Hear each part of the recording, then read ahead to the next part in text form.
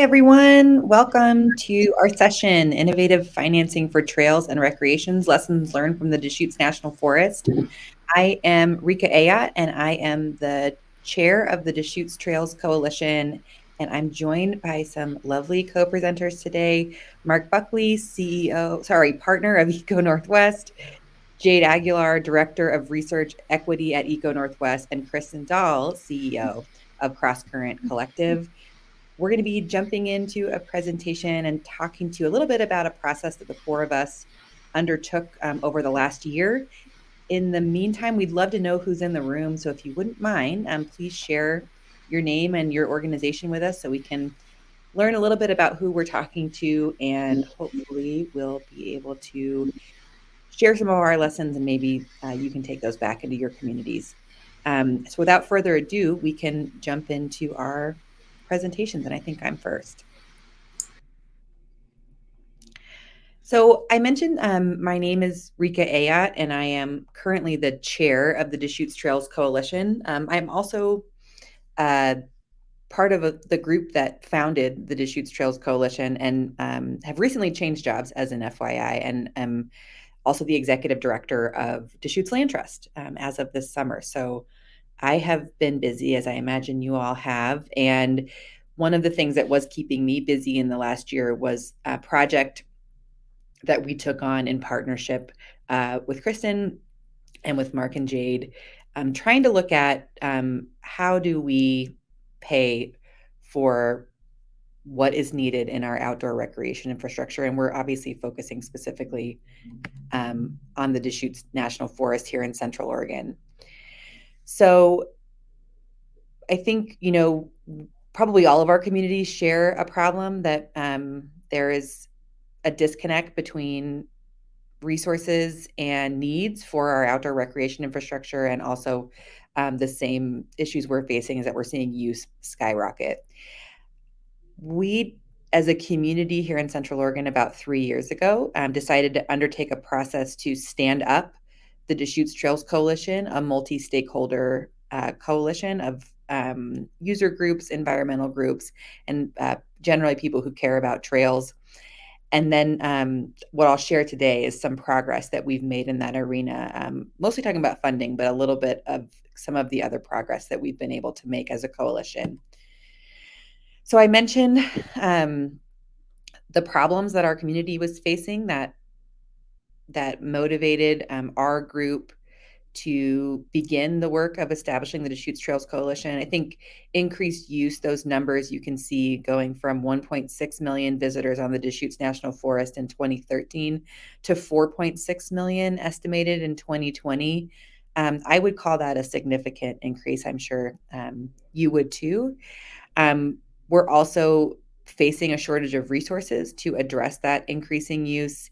And we're seeing, obviously, significant ecological impacts of that level of use. And it was those problems, I think, that we were seeing that made us think we needed a new approach, that our existing approaches could have maybe managed the use at 1.6 million, but certainly we weren't qualified with our existing structure to address the increasing levels that we were seeing. And so we decided that we had to do something great, and that great things could be done by bringing a bunch of our smaller things together. I like this quote. I'm big on coalition, so obviously it aligns with my way of thinking. I mentioned, I said 3 years ago. Was it really 5 years ago that this happened? Time is really flying by. I guess it was 5 years ago, back in 2016.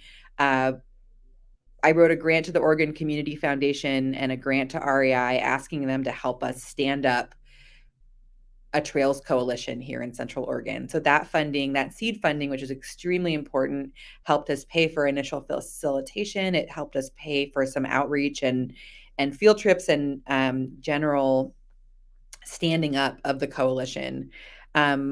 We had facilitation support from Central Oregon Intergovernmental Council, and we decided to approach our coalition development by forming a core group of folks who would come together and basically write a charter and write a mission for what this Trails Coalition would be.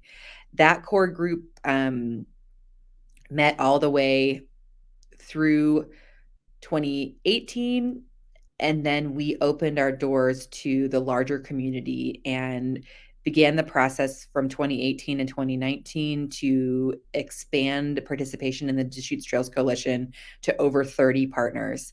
Once we had those partners in place, I'll go into a little bit about sort of our accomplishments and where we've been, but the wheels really started turning. And of course, early on in the conversation, one of the big questions that came up is, okay, we've got this coalition. We're talking about all of the things that we want to do, but if we don't have money to do them, what's the point, really, right? And so the coalition early on decided that fundraising and identifying and securing funding for sustainable recreation was going to be a priority for the group. That came out in our strategic plan and also came out in the way that our committees are structured, lots of ways where that was emphasized.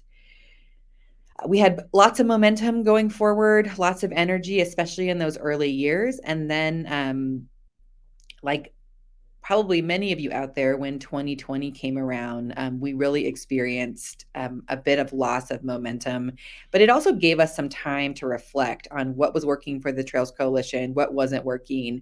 And out of that reflection, I think grew some of the work that we're going to be talking about today. So I mentioned we have 30 partners in the Deschutes Trails Coalition. You can see they range from land managers to nonprofit trails groups to environmental organizations to local businesses like REI, Foot Zone, Mount Bachelor. And the idea is that we have these 4 pillars of sustainability that we subscribe to at the Deschutes Trails Coalition. We have economic sustainability, social sustainability, physical sustainability. What am I missing? Economic, social, physical. Our chair or our coordinator is going to kill me for not knowing this 4th one. But I will say that it's been a busy week this week. So if you want to hear that 4th one that's not on the tip of my tongue, you can look on our website. Okay, so anyway, moving on. I mentioned I was going to speak to our accomplishments. And in the 5 years that we've been working on as a coalition, we've been able to raise over $200,000 for the work of the coalition, as well as trails projects. That's a mix of many funding sources, one of which obviously the Dollar for Trails program we're talking about in more detail today. We have been working as a group on a product that we're calling a decision support system. I won't go into that too much today. That's a whole other warrants a whole other session in and of itself, but essentially working with developers, technology, and natural resource experts to try to develop a tool that can help inform some of our decision making around those pillars of sustainability. Sorry, ecological sustainability was the last one. So it came to me eventually. You don't have to go on the website now, although you should. There's lots of good stuff on there. I mentioned taking the money that was raised, the $200,000 raised for coalition work. We also granted out $140,000 to our members for trails projects, on the ground trails projects, 30 plus partners, and several since then public awareness campaigns launched by the DTC. Quite a few of those focus on wilderness, as we were experiencing a transition into a permitted wilderness experience here. So lots of support for our agency partners there. And then just general success and collaboration, identifying tangible issues that were out there in our community that we could solve from a collaborative way. Some great examples on a trail here called Flagline Trail, where seasonal closures were being disregarded, and also some great work with our partners and adaptive athletes looking at how we can make our snow parks more accessible. So plenty of great work happening at the DTC, but also plenty of challenges. I mentioned at the beginning of the presentation that we adopted fundraising and generating funding for trails as a priority for the DTC. And gosh, we had 30 members, plenty of connections, lots of energy, a new organization, and lots of support from the community. So we thought fundraising should be easy, right? We did anticipate that there were going to be some challenges in fundraising, especially as a coalition and as somebody who's participated in um, many coalitions of this type over the years. You sort of have your greatest hits, right, in coalition fundraising. Number one, you've got a coalition of 30 partners who, most of whom are nonprofits and who are trying to fundraise for themselves. And so it can feel challenging to balance the competition between members with fundraising for the coalition. Um, it can be difficult to agree on, for the coalition to agree on where you invest those funds that you raise. Everybody's got different priorities depending on their background and the type of use or the type of issues that their organization focuses on.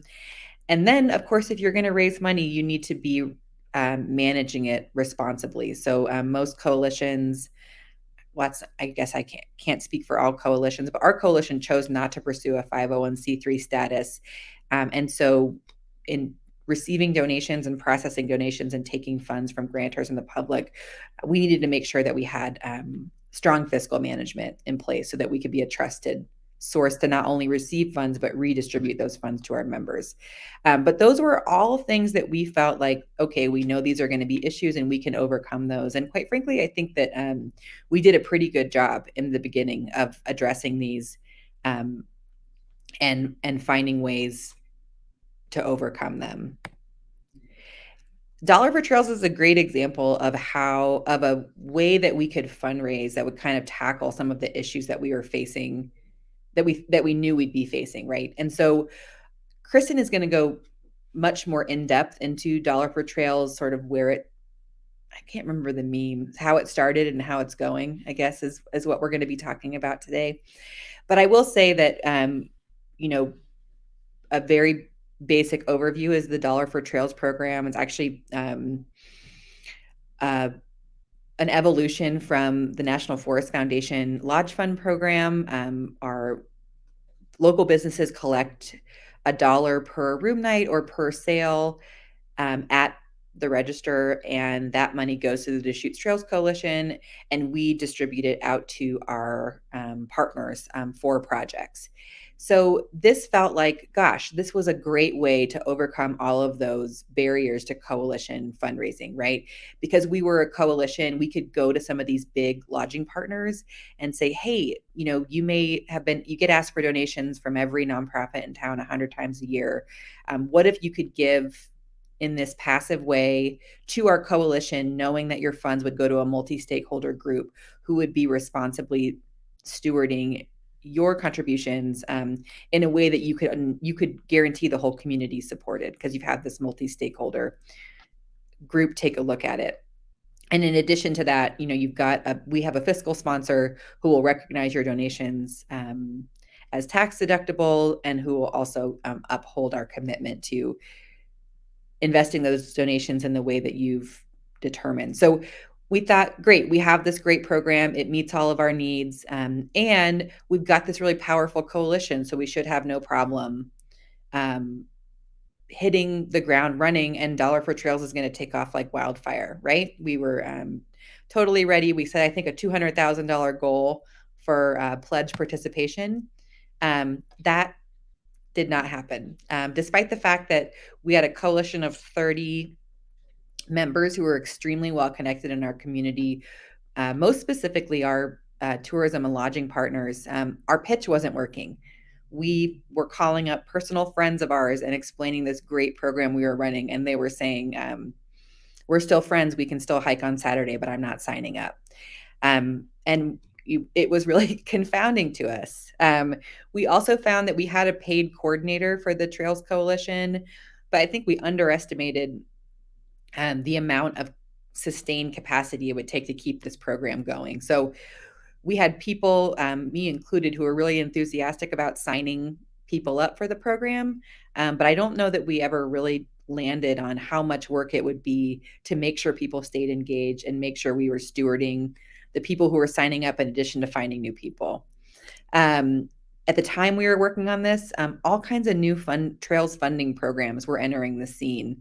And Kristin will talk more about that, but trying to understand, and more pitches were going out suddenly to local businesses that maybe looked a little bit like Dollar for Trails. And we were trying to figure out how we fit into that. And then truly getting funds deployed was tough. We thought once we had the money, that would solve the problem. But there was lots of roadblocks in the way, and we can talk about that more at the end of the presentation, to actually getting the money on the ground. So surprise, or I should say no surprise, it wasn't as easy as we thought it would be. And so I mentioned in 2020, we sort of had some time to reflect on, gosh, this is really a problem. We've tried everything we could think of, and we think this should be working, but it's not. So what might we do to fix that? We got introduced to a funding program through the National Forest Foundation called Innovative Finance for National Forests, or IFNIF for short, if you like acronyms, as our Forest Service folks certainly do. And I just want to take a note. I saw that Jana Johnson, our coordinator for DTC, is actually on this session. So Jana, I'm glad you're here, and I would love your feedback on how I did at the end of this. So I mentioned this IFNIF program. It's a pretty interesting program. They do lots of things, and I would encourage you to take a look at it. Their most recent grant cycle ended, but really what they are looking at across the country is how the Forest Service and our National Forest can get work done through sort of non-traditional, non-government finance models. And that takes lots of forms, right? So I think looking at, for example, funding multi-year projects through financing multi-year projects with funding partners versus operating on a federal budget system where you have your budget's uncertain year to year. You don't know what you're going to get year to year. But if you have a 5-year project, finding ways to finance that take that budgeting problem out of the equation, right? And there's lots of other examples of sort of what National Forest Foundation defines as innovative finance. Our program, the Dollar for Trails program, is what they call a voluntary surcharge program, where people pay a voluntary surcharge or pay into the National Forest infrastructure. And there's lots of ways that can happen. But in our case, obviously, we're talking about this Dollar for Trails program and largely focusing on lodging properties. So we wrote a grant to National Forest Foundation to this IFNIF program. And our two questions were why is our voluntary surcharge program underperforming? And our second question is what data could we gather that would support the case we want to make to Dollar for Trails participants? And that is where Kristin, Jade, and Mark came in. And I will hand it off to Jade and Mark to talk a little bit about that data question and what data we needed to be making the case to Dollar for Trails participants that this was a worthwhile endeavor. Great. Thanks, Rika. Really appreciate that. And again, my name is Mark Buckley. I'm a partner at EcoNorthwest. We're a economics, social policy focused research group here in Oregon with offices in other states.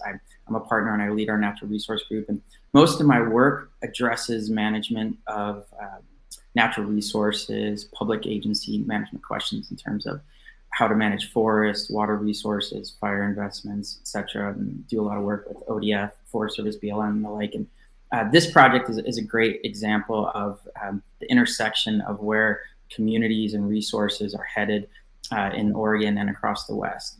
I'll turn it over to Jade to introduce herself, and then we'll take turns presenting some of the work we've been doing on this. Thanks, Mark. My name is Jade Aguilar. I also am a project director at EcoNorthwest. I oversee our research equity function as well. So most of the projects that I work on, some are in natural resources, some in urban systems, social policy, but they all have an equitable component. So thinking about how we can look back on historical harms and consider ways to balance equity and access across our social needs and issues. So in this case, I'm going to be thinking and talking a little bit more about the social benefits of trails and also how to reinvest some of the funding that the Deschutes Coalition can get and into ensuring, more equal access across our county. So I'll step back and let Mark take over first. Great, thanks. So again, really excited to get brought into this process that Rika was describing. I live in Bend with my family, so personally have a pretty high stake in this and spend a lot of time on the trails. And I think the scenario that we're dealing with here is something that has important lessons for resource management and how communities use their resources at the state level and local level across the Northwest and beyond. So just teeing up some of the questions that we tried to use to guide our research here in this overall process of doing a better job of understanding what trails on the Deschutes National Forest offer, how they're used, and where their contributions are and where their needs are going to be, and how do we make the case for the investment that we're going to need to see. So we also certainly care about the social contributions and want to make sure we bring a strong equity lens to this whole set of work. So there's this whole dive into the trail network here that I'm going to be trying to describe here. So just as an overview, when we look at Deschutes National Forest overall, there's about 2,200 trail miles, more than 80 campgrounds, which are important complementary resources associated with the trail network. Overall, 5 wilderness areas, dozens and dozens of trailheads with a lot of trail density near Bend and down in Newberry National Volcanic Monument. And I think that one of the important things to think about is how trails are a necessary part of using the forest in a whole range of ways. So our analysis is focused on the trail-specific activities, but we care about its complementary role beyond that. One of the important drivers as we think about how to manage the forest and prepare for the overall use levels is what's happening to population in Central Oregon and the state as a whole.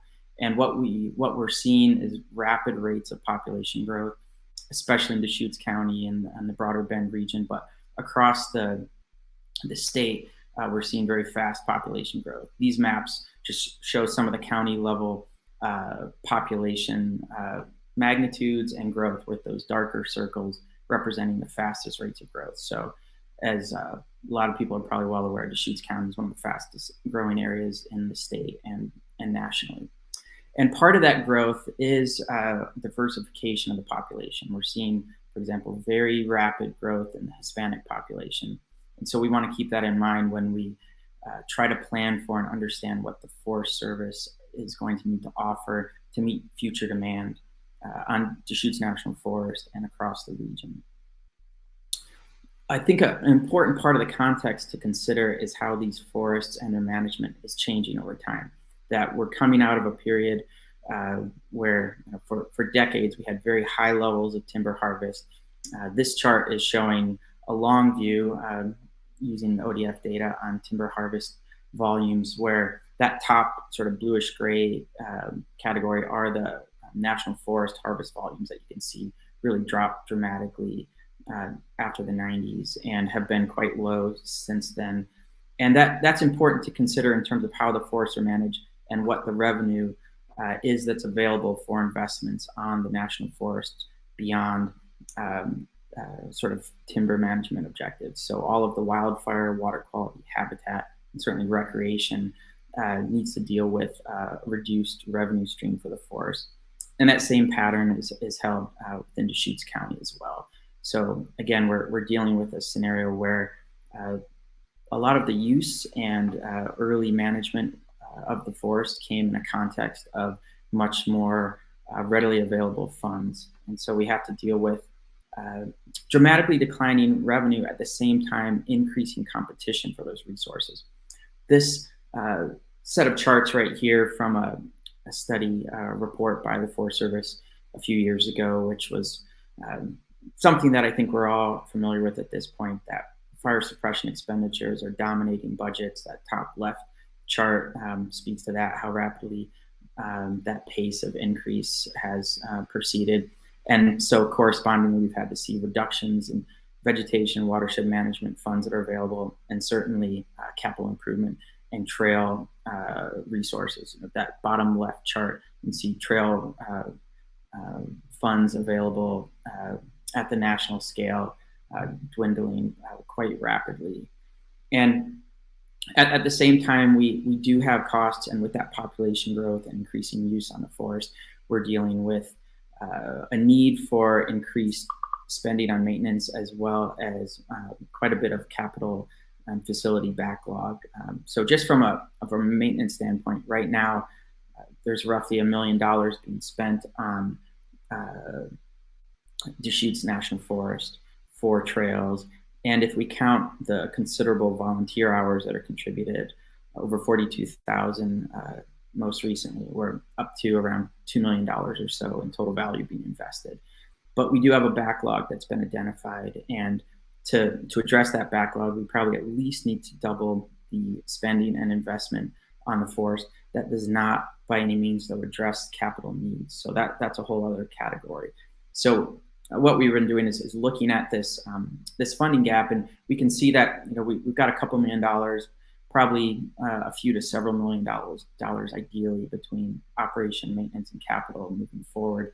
And so we want to think about who will benefit from those investments and how, and what is the magnitude of benefit. Is sort of from a relatively crude benefit cost consideration, does this investment make sense, given that the users are probably going to increasingly need to be able to fund these kinds of investments themselves moving forward, given the timber revenue situation.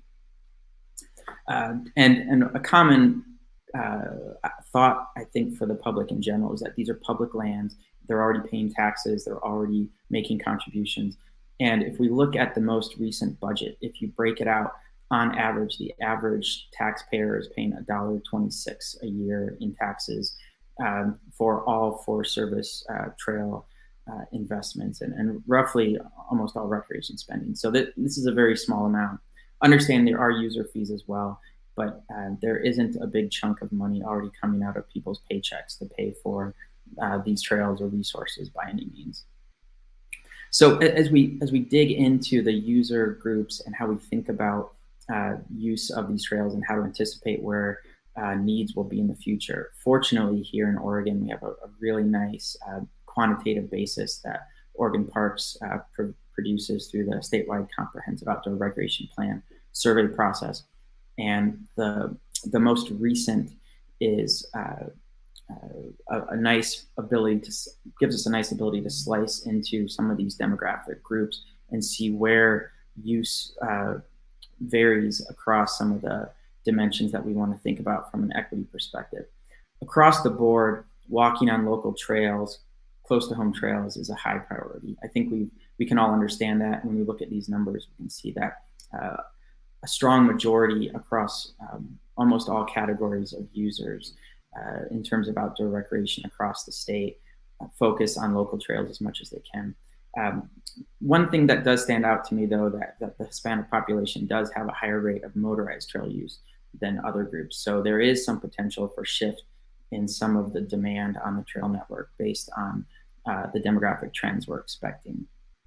And when we look at Deschutes County and the other counties near Deschutes National Forest, the Hispanic population is the most prevalent non-white, followed by Native American groups. And so as we think about the overall set of trails, Forest Service manages trails for specific primary uses, but then also identifies other acceptable uses. And of those 2,200 total miles of trail, hiking does have the most total access in terms of trail miles. But horseback isn't too far behind and does have the most total miles in terms of management for that priority in terms of that specific use.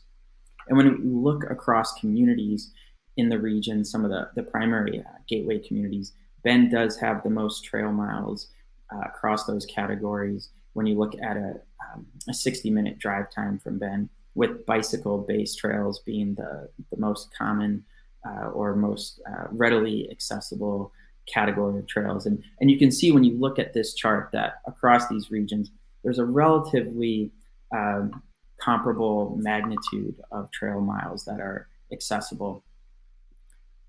But I think what's important is to recognize from a scarcity perspective, the much higher level of resident and also visitor use in the vicinity of Bend. So if we think about trail miles relative to the number of trips, scaling based on a rough estimate of resident trips using the SCORP survey data. Bend actually has the most scarce trail miles, and that there are the fewest trail miles per trip of any of those communities by quite a strong magnitude.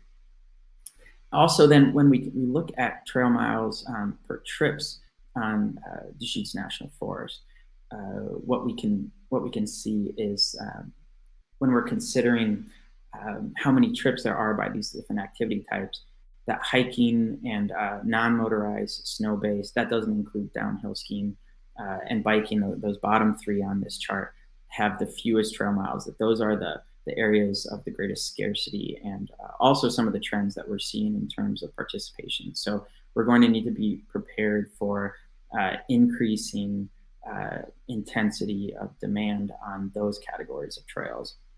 And if we account for the typical mileage for a trip, thinking about a typical 2-hour trip, the bike-based, so mountain biking, trail-based trips actually end up being the most scarce trail type. So if we sort of account for the difference in the typical trip length, biking actually then stands out as the most scarce trail type, which I think is particularly interesting when you see all of the volunteer effort and trail development effort.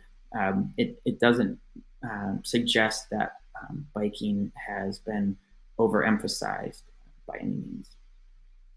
And so when we think about trails and trail usage, we can take the Forest Service provides a very nice set of data regarding users, and from the most recent survey data, we can project forward in terms of use levels and expected trip numbers by trip type based on trends in population and trends in participation rates. And we're roughly at around 2.5 million trail-based trips right now annually on the forest, but we're expecting at least 500,000 more per year over coming decades. And I wouldn't be surprised if this is underestimating that pace and trend. So I don't want to spend too long going into all of the process, but I think what's important here is that, and the report will have some more information on this, when we look at how the trail mile availability lines up with the trips that are being used, and then we can also think about who's getting the value from these trips, that we have hundreds of millions of dollars in annual benefits to the users of these trails.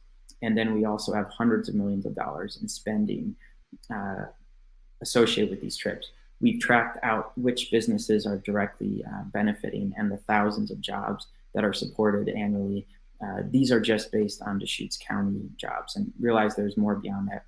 And I think an important dimension of all of this work is recognizing that the local decisions to live, to stay, businesses, business growth, attraction of skilled workers, retention of workers in the current labor climate really faces a lot of competition. And the amenities that the forest offers are a critical piece of that, especially when we think about typical trends in the West and Oregon as well, of increasing urbanization and decline in population and employment and overall economic opportunity in rural communities. National forests can be a real engine for the local economic activity. So I think I went over these high points, but roughly I think the key thing is that we're talking about hundreds of millions in annual value and spending corresponding to only millions, so orders of magnitude less in terms of costs, and very low actual spending at this point. And the implications then for businesses are that we do need to invest to maintain pace with the demand and to continue this resource in a sustainable way that continues to be a strong appeal to residents and visitors. But we have some work to do to make sure that that growth and maintenance is in a very, let's say, equitable way, but also smart in terms of anticipating future needs, and that ultimately we're going to need to see more of an investment from the beneficiaries, the users, and the businesses that are associated with that. And with this, I will pass it over to Jade to talk about some of the other social dimensions that she's investigated. Okay, thank you, Mark. Yeah, I think, this project has a lot of components, but essentially, when Rika approached us, it was to think about what the benefits of the trails were to the local community. A lot of that was focused on economic benefit and using that understanding to help engage the partners who would want to recognize that by participating in the program, they were also helping themselves by making sure that we always had accessible trails.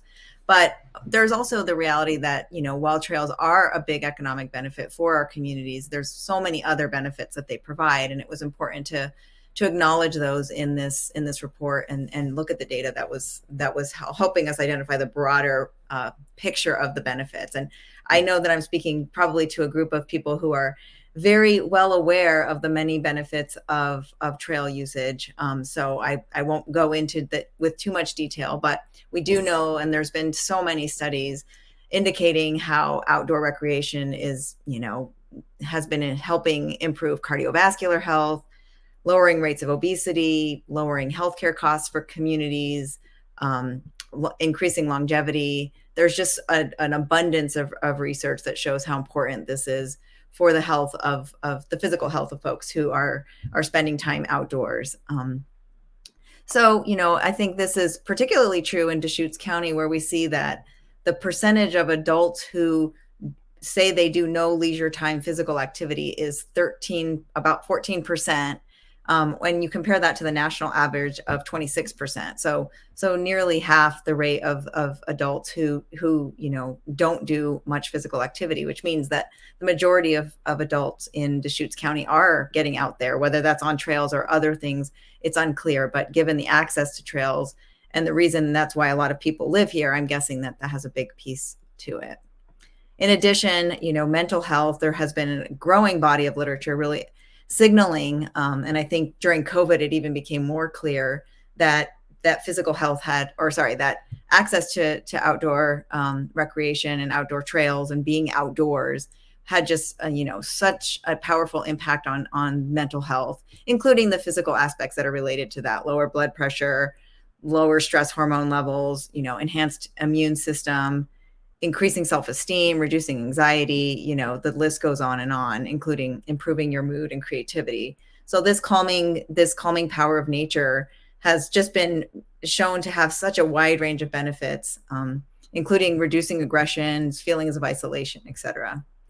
And then I think one of the really important pieces of another growing body of literature, in fact, Mark was sharing today an article about the linking. They had done a study between the number of parks between two zip codes and how that increased the level of social cohesion as measured by Facebook friends between those two zip codes. So I thought that was an interesting piece. But we know that there has been a lot of research showing that the kind of connection that that outdoor recreation can bring, both for the folks that are actually engaging in it and seeing each other on the trails and feeling like they're part of a larger community, but also for folks who aren't necessarily participating in outdoor rec, but living in a community that has prioritized that is really powerful. So living in a highly desirable destination means that you have a larger, cultural, choices in terms of entertainment or shops and restaurants, as well as just a sense of pride that you have all of these visitors coming to your community because of the beauty of it and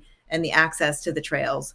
So I think that is a really powerful way that the community can come together. There's also, many community events hosted in areas like this with trail races and other kinds of social events that bring the community together, even for non-participants, those who volunteer and want to just feel part of the larger community through friendly competition and celebration.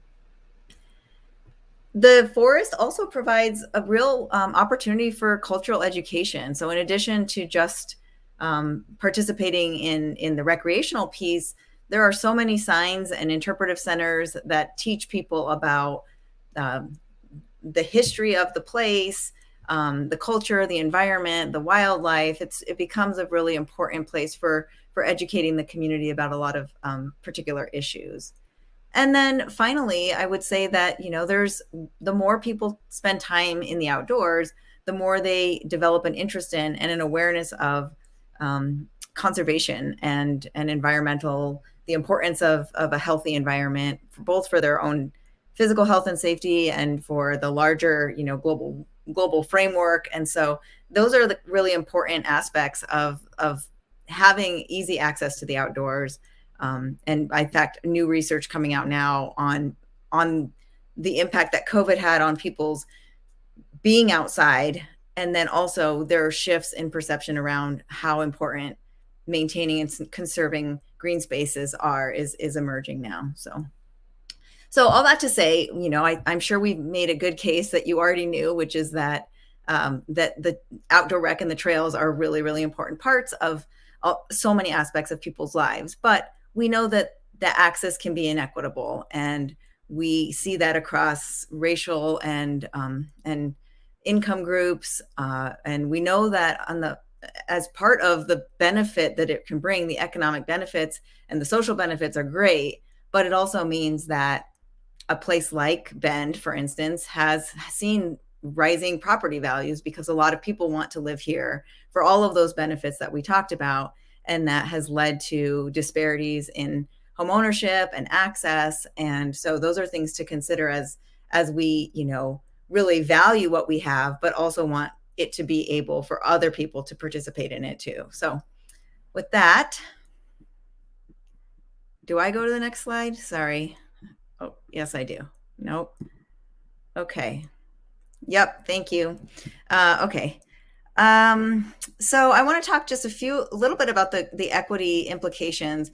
One of the points that Mark had brought up is the changing demographics of the community and how, we need to be forward thinking about the particular needs of those communities and making sure that we're designing with the potential end users in mind. And I think one of the issues with trail design is that it's often the folks who are the heaviest users who are deciding what they would like in a trail. And typically that looks like more technical mountain biking trails, longer trails, more remote trails. And while I, don't doubt that those are good preferences for the folks who are heavy users, those are not the preferences for folks who are newer to the outdoor rec scene or are avoiding it because of a lot of factors. So I think if we want to see access become more equitable across community groups, we need to think about trail design in new and innovative ways,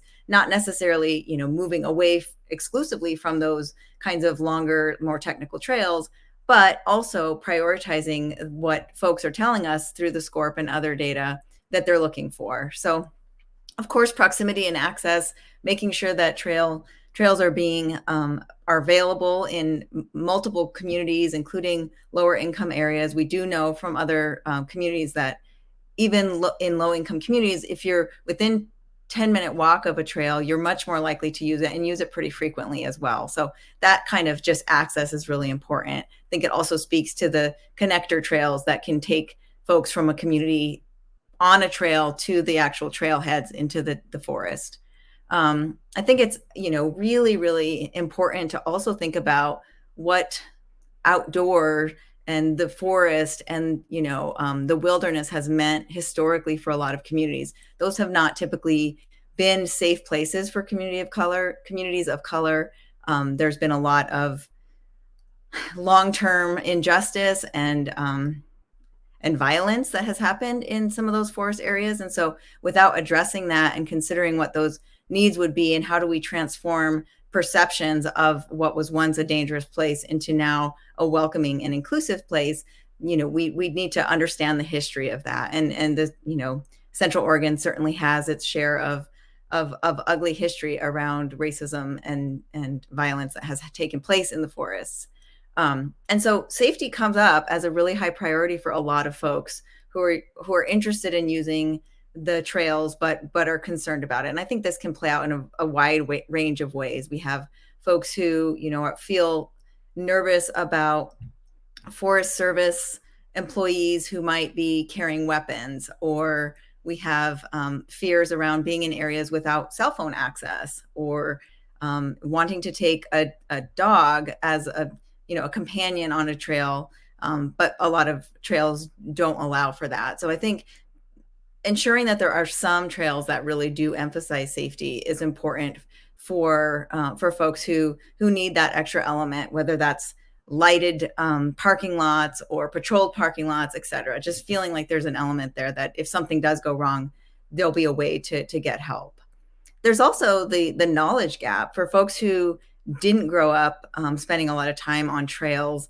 I think there's a lot of things that seem confusing. It's hard for those of us, and probably many of you, who probably grew up always on the trail. You know how to read a map. You know what the right gear to pack in your backpack is, and you have access to that gear. But for many people, that's a barrier that we need to consider. So how do we get people access to the right gear, help them understand wildlife safety, outdoor safety, trail navigation, many of those kinds of things that feel a little bit confusing and a little insurmountable to access for some folks.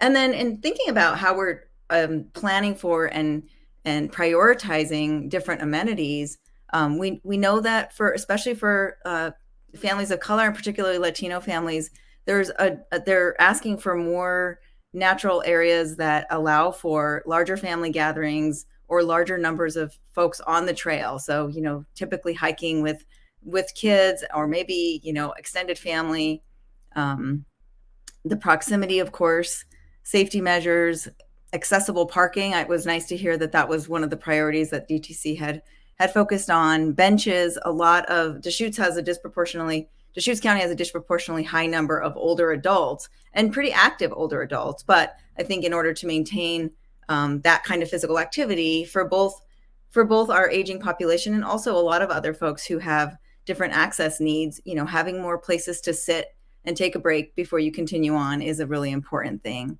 Paved trails also make our forests more accessible, as do accessible restrooms, and just a number of educational opportunities that can really reduce barriers to access. So that, I will hand it off.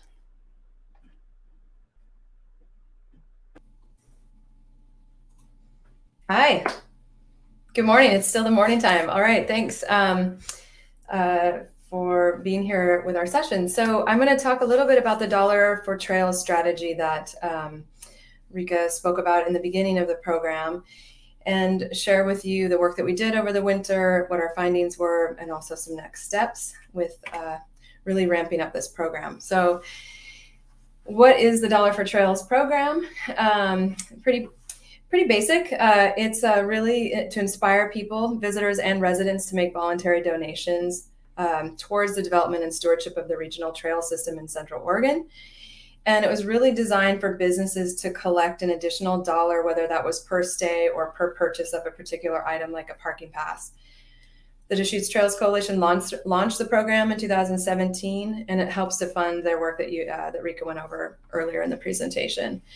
So while they had several participating partners in early 2021, they knew that they could really ramp this program up, and that they felt that with a little bit of investment and some evaluation work and some strategy, that they could really increase the revenues coming back in with this program. So this is a quick chart just to summarize everything Mark said. The participation rates just kind of skyrocketing. They were already increasing, but once COVID hit, we know it just took a giant leap. And then you kind of have that general funding for public funding for trail infrastructure and recreation infrastructure that's been declining, outside of some very recent investments through the Great American Outdoors Act and whatnot. So there's this huge gap, right, between demand and kind of the quality of supply right now. And so these types of innovative programs are coming to sort of help fill the gap. And one thing I want to impress about the Dollar for Trails program is that it's unrestricted funding. So that money that gets raised, those voluntary surcharges, can go towards anything within the trail system, as defined by the Deschutes Trails Coalition. So it's really nice to have that unrestricted source of funds. So what we did working together was we listened to lodging properties, we listened to retailers, we sent out surveys, and we got them on the phone. And I'll talk more about that in a minute. I'm not sure how well you can see this, but these are the steps that we took, reviewing sort of the existing program materials. We had total of three strategy sessions with the Deschutes Trails Coalition and some additional members. We interviewed lodging properties, and then we did a survey of all participants that we could that we could entice to take the survey, which was hardly any. And then we conducted our last 2 strategy sessions based on the data that we gathered.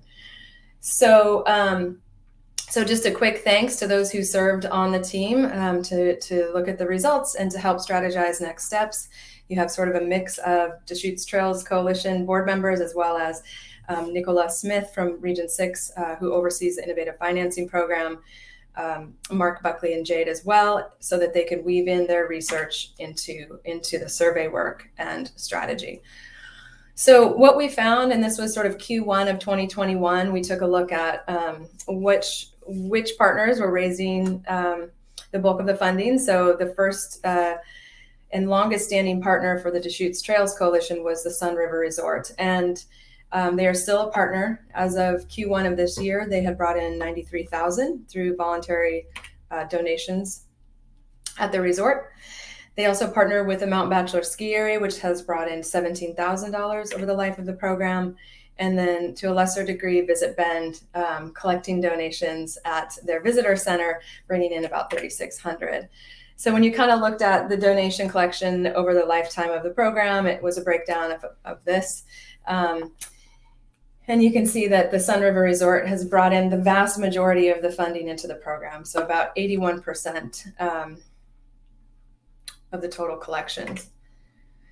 So the other thing was just taking a look at the program materials. There's quite a bit out there. There's some information sheets that have been being used to communicate the program to partners. There's info cards that can be set out at places of business to kind of raise awareness of the program and hopefully entice some folks to donate. They've got their contracting in place, good bones to the program. And then there's a limited amount of information on the Deschutes Trails Coalition website. So there was some complementary information there. So what we found from the survey work, we had a really hard time getting people to actually take the survey. And in fact, the interviews of the lodging properties, those were also really difficult. We had to essentially kind of call multiple times and try to catch the managers on the phone. And as you can imagine, running a business during the middle of the pandemic, this is kind of one of the last things that is probably on your priority list. So I think we were kind of lucky to get time with 7 different properties, and some of them, resulted in some really, really meaningful conversations about how to move this program forward. So what we learned was that, there was familiarity with the program. People had heard about it. And overall, when asked if this would resonate with their customers, the lodging properties said this would resonate exceptionally well. They were very interested in participating. And then all other types of businesses, which there weren't that many, but to a lesser extent, that they didn't really feel that this would be a natural fit necessarily with the customers coming in their door. When asked about whether or not they'd considered implementing the program, the lodging properties, 5 of 6, said yes, and all others, lower response rate on that. And then the lodging properties were 100% behind having the DTC follow up with them. There was a lot of excitement to take part in the program right now, and that was Elk Lake Resort and Tethrow. And when we did have the opportunity to ask lodging properties about what was really preventing them from participating in the program, really the number one response was, we're just too busy right now managing through the COVID pandemic. This just kind of fell off the list. Like, we had heard about it, and now we have even less time to deal with it. And there was some concern about efficient checkouts, that, if we had slowed down checkouts or check-ins with this type of a program, that they might receive bad reviews.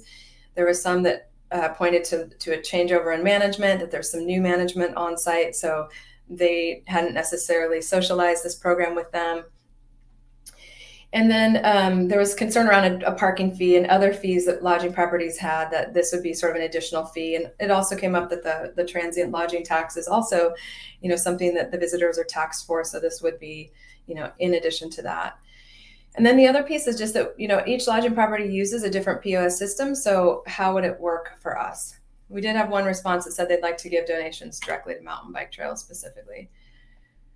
So they all had ideas on how to make the program more compelling. So make it super simple and turnkey for lodging operators. They don't want to have to spend a lot of time thinking about how to integrate it. They just need it to be locked and loaded. And thankfully, with Sun River participating in the program, there's a great example of a large and sophisticated lodging property that can share their best practices. They also would like to see the DTC create opportunities for guests to use and experience the trail system. So there's kind of this notion that, sure, we'd be open to collecting donations, but we also want to help create that connection between the people on site who are coming to our lodging properties and how they can experience the trail system, whether that's a regional map guide or another idea that came up was better connecting guests with guided experiences. And in some places in Central Oregon, that exists in a robust way. In other ways, in other parts of Central Oregon, it doesn't exist at all. And then just having more touch points about the program throughout the property. So they're interested in, maybe something in the gift shop or some outreach materials that could be stationed, strategically throughout the property where somebody could learn more about it as they're sort of lounging around in their bathrobe. And then some additional ideas, just strengthening the brand. So there'd been some people who had heard about it, but they really wanted to see a stronger brand with the program so that they felt confident in sort of offering it to their guests. And then there was also just this conversation about, gosh, well, there's a variety of ways we could implement this. We could put it on a parking pass. We could do it at checkout. So they want to be supported across all of those different ways. Each property is going to be unique. So what they wanted in terms of support was they just really wanted somebody to walk them through and help them set up the systems. They would like better stakeholder communication to share out. So if they're participating, they want to know where the funding is going. And there was even a suggestion that there was an interest in kind of having it be a little bit competitive. So you had a couple of big resorts that maybe they would compete with one another and kind of make it fun. And then obviously IT support to help with that point of sales integration, which can be a little bit tricky. Lastly, frontline staff training. So if we're going to offer this at our property, we need to be able to train up our staff so that they can speak proficiently about the program. When asked about what materials would be helpful at lodging properties, they're really interested in a website with some pretty rich program information about, where is the money going, what results have been achieved, if my guest donates, what benefits will they get, the broader benefits like Mark and Jade talked about. Second down from that, social media toolkit, poster, rack card, and then you can see the rest. Other businesses, a little bit different. They were really interested in a social media toolkit. So recommendations coming out of this, one was just that it seems like the Deschutes Trails Coalition is onto a good thing. It doesn't hurt to have an extra $115,000 in your bank account to give and put towards projects that are a priority for the organization. But they really need to focus on bringing more people into the program. It can't just be the board members calling friends. It needs to actually, be an intentional action of staff. And so really focusing that outreach to focus on the needs of lodging properties and to really focus on those partnerships. Sorry, that was the first thing. Focus on those partnerships with lodging properties. The retailers, they're all over the map. That's tough for them to focus on this. They don't necessarily have the alignment with the guests who want to give. And so it just seems like a bigger win to focus on a few good lodging property partners. And then sharing best practices, so making it easy for any of those new partners that might come on board to see how it's been being done so that it feels easy to them. And also just dialing in those program materials for lodging properties. Second thing is improve outreach materials. So really considering developing new materials targeted at donors and that communicates the need, shares the benefits of the program, and recognizes the program participants. So this can take into account some of the really important take-home points that EcoNorthwest shared, and it can also kind of celebrate those people who are participating. And then the idea of a regional map guide is fantastic, but probably something that needs to be developed once this program is bringing in a bit more financing. Strengthen the brand. So again, good platform to build from, but there's a little ways to go, and this can be done with the overhaul of the materials. And really kind of figure out what those core values are to the program and get really clear on who DTC is and why they're bringing this money in. And another suggestion is just to rename the $1 symbol for using the actual word dollar for trails, just because it's not necessarily coming up in searches very easily. And then dedicate adequate staff time. So we talked about this, but if you want to really gain momentum, there needs to be some staff time dedicated. And we kind of worked out some, rough sketches of how much you would need to allocate, which I think we got it down to about 7 to 12% of a full-time position. So, somebody would have to do a cost benefit analysis of that, whether the money being brought in is worth that time investment. So the DTC, through their strategy sessions, decided to adopt the majority of those recommendations, dedicating staff time to the program, creating a solid communications plan, which I'll touch on in a minute, strengthening the program brand, creating new outreach materials, and there's some great offers from partners around the table to help with that, and then focus the program outreach and materials to really serve lodging properties. And of course, they can be opportunistic if there's some other great partners that they want to work with. But really focusing on lodging first. So I'm realizing that I don't think you can see this, and so I'll just speak at a high level about this, but another component of the work I did for the DTC was to help them with a communications plan. So looking at kind of what are all the activities over the quarters throughout the year, and what are those activities that need to be done for each of the audiences involved with the program, and what do we want them to know at each of these stages. Also kind of bringing in that work of ECONorthwest, so bringing in those talking points so that they're readily available when they go to create these different outreach materials and connection points with their audiences. And I'm pleased to report that Tethro is almost on board. They've committed to joining the program since the strategy session, but I don't think the paperwork has been signed yet. I'll let Rika firm that up. And then just in closing here for my portion, I think it's worth mentioning some of the other programs that are going on that do impact the Deschutes National Forest. So as some of you may be aware, there's also the Pledge for the Wild platform that invites these pretty high-use outdoor recreation destinations around the country. I don't think it's international, but I could be wrong, to essentially use this platform to collect donations for an organization of their choice. And this actually came out of Bend.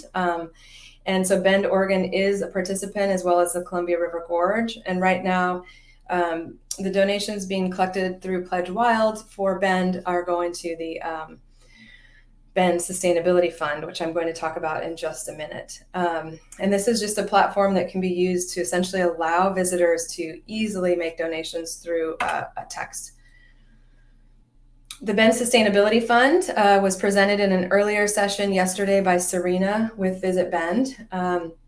So you may have heard this content. I'm just going to touch on it very, very briefly, but I think this is another consideration for, I'm not going to say unrestricted funds, but for funds for outdoor recreation infrastructure.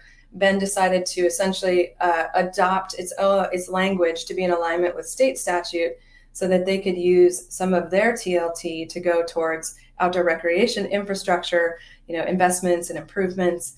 And they were able to get that language codified and then get an amendment to their contract to be able to push some of these funds out to these needed projects in the region, knowing how much visitors benefit from this infrastructure, but also how much of an impact they have as well. So their funding criteria for this program is, guided by these statutes in terms of it must go towards things that are tourism-related facilities, and that facility has to have a substantial use by visitors. And I think what's really incredible is that in 2021, they were able to allocate $840,000 to area projects, and they're anticipating in 2022 to be able to give $1 million. So this is just an example. Again, Serena went over this yesterday, so please, you can catch that session. I think afterwards it's called How COVID-19 Presented the Ultimate Challenge for High-Use Rec Areas. And I believe she shared more details there. So I'm just going to say thank you. It was an awesome opportunity to be able to support the Deschutes Trails Coalition in this way. And with that, I'm going to hand it back over to Rika to close our session today. Thanks, Kristin, and thanks, Mark and Jade. As you can see, we took a pretty robust approach to answering this question that we were having locally. And I hope you were able to glean some things that maybe would have a benefit where you are in your community. I wanted to throw out there, as we wrap up, we'd love to take your questions if you have them, either about our process, our findings, or where we're going next, which is what I'm going to talk about just for a few more minutes here. I did want to give a quick shout out also as an update where we're going next. Here, number one, applying input from the IFNIF process. So you saw Kristin's findings and her amazing guiding tools that we now have in place for our coordinator, Jana Johnson, to hit the ground running with. We were able to onboard an additional property. Elk Lake Resort was on board and collected all summer, so wanted to give them a shout out. We've got a lot of work to do to implement the communications plan. We've engaged with a graphic designer to start doing some of the documentation and branding work that was recommended from the process. And I think, one of the things that we really took away from it was our thought was, again, it could just be, for lack of a better word, Kevney Dugan and I emailing everybody we know in Bend and asking them to join this program. And what we have now is a strategy where we actually, for example, we do new participant outreach once a year. So we focus all of our energy once a year on finding new participants for the program. And that timing is aligned so that we're not contacting them in the middle of summer when they're busiest, right? And so there's a lot of strategy about how we manage our capacity to actually realize the goals that we had hoped for. And so it was a really helpful process in that way. So we are applying all that input slowly but surely and seeing the results pay off. And hopefully, by this time next year, we'll have had a bunch more folks sign on for summer of 2022. So Kristin mentioned the Bend Sustainability Fund, Pledge for the Wild. And I mentioned this in my presentation earlier that here in Bend, we've been having this conversation for many years that use is outpacing our ability to maintain our outdoor recreation infrastructure.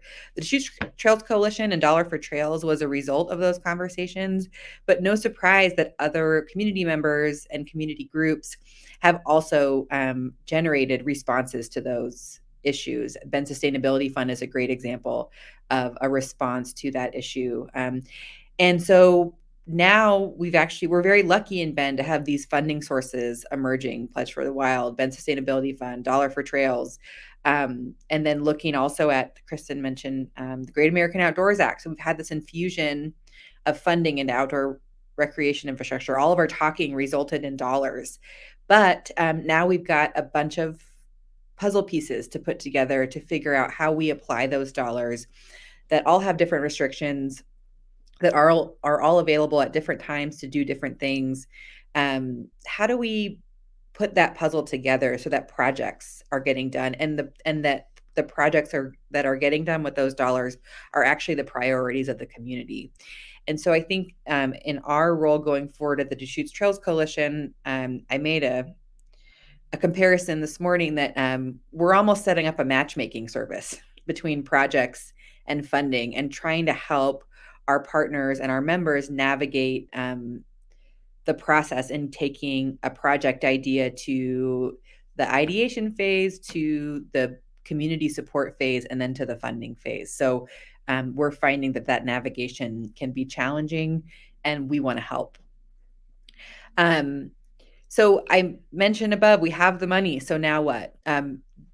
One of the challenges that we're facing, in addition to just putting together how all of these funding sources work and how they can work together, we're also finding that implementation, we're challenged with implementation, particularly as it relates to our partners with the Forest Service.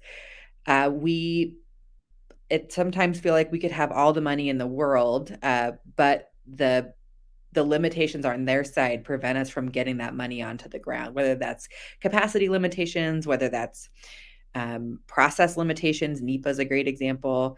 And so we're really interested in this question and thankfully, EcoNorthwest, Mark and Jade are also really interested in this question. So we've gotten an additional grant from the Innovative Finance Program to start answering this question through data and through gathering data and through interviews with our Forest Service partners. Is, you know, what's holding us up, and how can the Forest Service make changes to the way they do business to allow for this influx of private philanthropy and other funding sources to actually make it to projects that the community cares about.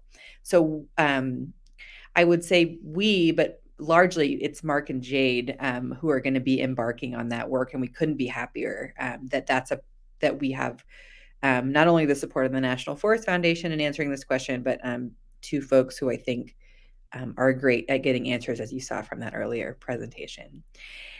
And then lastly, you know, we want to share what we've learned. I mean, you're looking at it. I think that this evaluation seemed big for what our program actually is, right? We had lots and lots of input to a relatively localized and small program. But I think the idea that came from National Forest Foundation is that this Dollar for Trails program that we talked about today, this could happen in any community. And we're hoping that the lessons that we learn and the materials that we developed and the takeaways that we found can be applied in other communities that want to look at a program like this. And we want to be supportive as fellow Oregonians to those communities who are looking to start something like this up, or generally looking at ways to fund outdoor recreation infrastructure in their communities. So I would invite any of you out there who are listening and have questions or want us to share any of the materials that we've developed. That's why we developed them, not just for us, but for all of you. So please do reach out or ask questions here today. And, you know, that really takes us to a close to say that, you know, we're facing a problem that everyone is facing. We thought we had the answer, and it turns out it was a lot more complicated than we thought it would be. No surprise there. And to have this help to parse out what was going wrong, how we could make a better argument, and how we could better align the limited capacity that we have to the greatest result, I'm really confident that this program and generally that financing for trails is headed in a positive direction in our region, and now hopefully very soon statewide.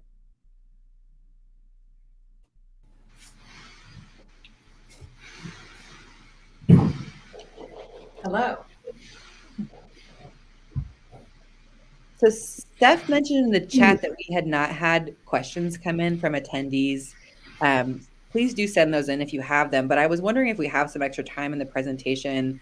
I think I would say that I don't want to discount everything else that we talked about today, but one of my biggest takeaways is that $1.26 number, that tax number, that's what we pay into outdoor recreation. And as somebody who fundraises for public lands, or used to fundraise for public lands, and heard from lots of people that, you know, I pay for that with my taxes. That number was pretty eye-opening. I'm wondering, Mark and Jade, if there were any other really interesting data points that you cut for time that you think this group would be interested in hearing, or any of them that really stuck out for you that you thought you might want to dive into a little bit more, not to put you on the spot, but I think you've got them.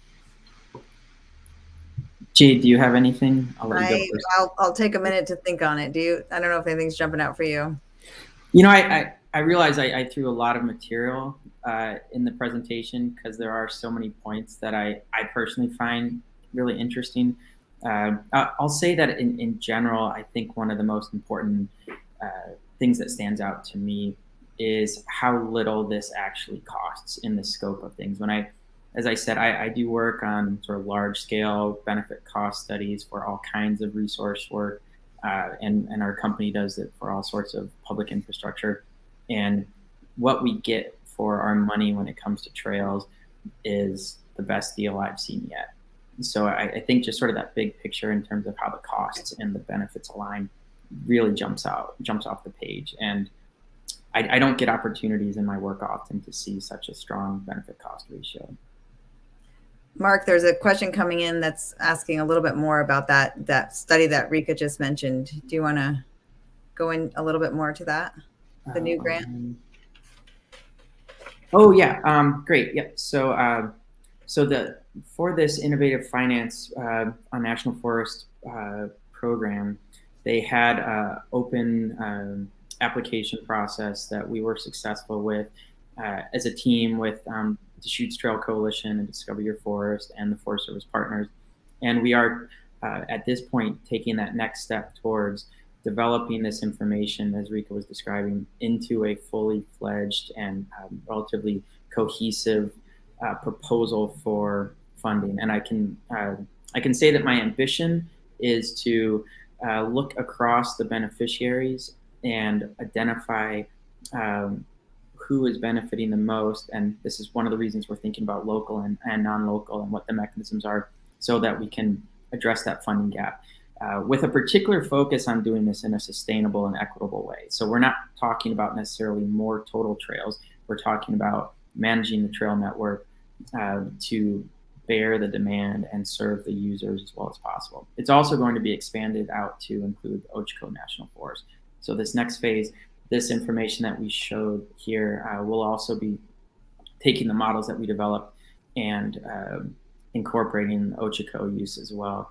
And I can say that National Forest Foundation and U.S. Endowment for Forests and Communities, who are helping to oversee this grant work, they're excited about thinking about ways that we can use this generally available data that the Forest Service has for almost all forests in a scalable way, and potentially developing some tools eventually so other communities have this kind of information at their fingertips and can start to make the case for that funding as well. So an important part of it is the broader relevance. And I'll also just throw in a quick plug that I think BLM, Oregon Department of Forestry, Washington DNR, et cetera, that some of the same principles underlying benefits and resources and the need to find new funding sources is relevant across all of those land managers. And I would say too, Mark, in our conversations, I think we've seen, as I mentioned, lots of these funding sources pop up, and Sustainability Fund keeps coming up. They gave out $800,000 in project funds in their first year. But if you look at the list of project recipients, the Forest Service is listed on very few projects. And so it's I think part of it is solving the mystery on why we know there's a gap and we know there's a need, but why isn't this funding making it to the agencies that need it so much, and what's getting in the way of that? And so I know that's a question in my previous job that I was very interested in finding the answer to. And I think looking forward to seeing what comes out of that and seeing some of the reflection that comes out of that and how it's playing out different ways here versus, the rest of the state. I think we're about to close out. Kristin, is there anything else that you're working on in this vein that you wanted to share, or upcoming projects that people should know about or pay attention to? No, not really. Nothing that's, I'd say, public. Most of my work is, with specific destinations. So nothing that needs to be announced. Nope. But thanks. Yeah, no, I just wanted to check in. And for those of you who, if you haven't worked with Kristin yet, I would encourage you to find a way to do so. We're lucky to have snagged her away as now a free agent away from a very long and amazing career at Travel Oregon. So can't say enough good things about our process. And I think I'm just really feeling optimistic for the future of Central Oregon and how we fund trails and how we get this work done in a way that fosters collaboration over competition, and sort of that rising tide will lift all of our boats, to use a sea analogy in a trails conversation. But I think you all know what I mean. So I don't know if there's anything else. I think we might be able to wrap up just a few minutes early, and folks can get 2 minutes longer for lunch today. Thanks, everyone. Sounds good. Awesome. Thanks, guys. Thanks for coming.